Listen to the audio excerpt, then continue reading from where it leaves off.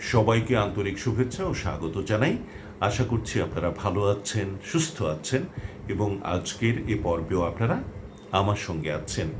আজকে আমি দুটি শব্দের সঠিক উচ্চারণ নিয়ে আপনাদের সঙ্গে কথা বলবো।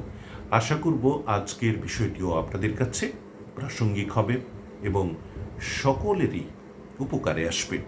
শব্দ দুটি হলো নিশ্চিত আর খসড়া।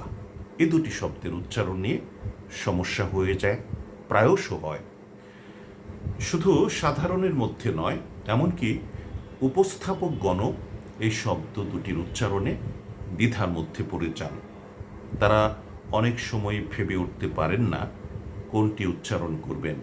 তারা কি নিশ্চিত বলবেন নাকি নিশ্চিত বলবেন। যদিও এই শব্দটির সঠিক এবং প্রমিত উচ্চারণ হচ্ছে নিশ্চিত।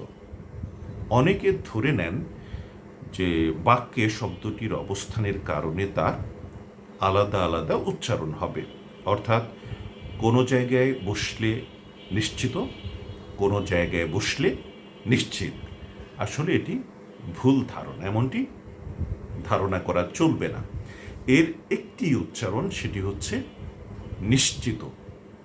যেখানেই হোক, শব্দটি যেখানেই বসুক বাক্যের, আমরা নিশ্চিত উচ্চারণ করব, তাহলেই সঠিক হবে, প্রমিত হবে।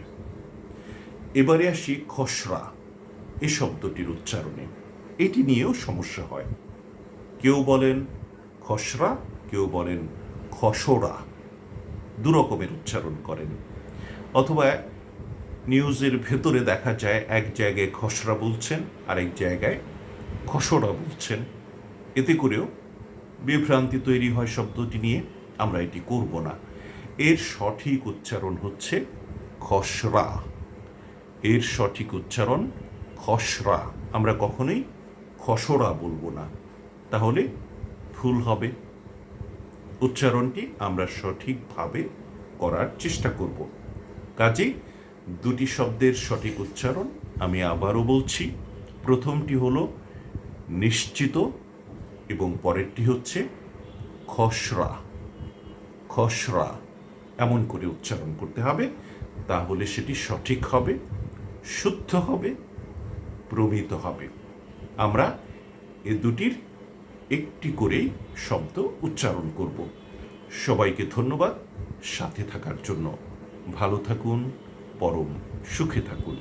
খোদা হাফেজ।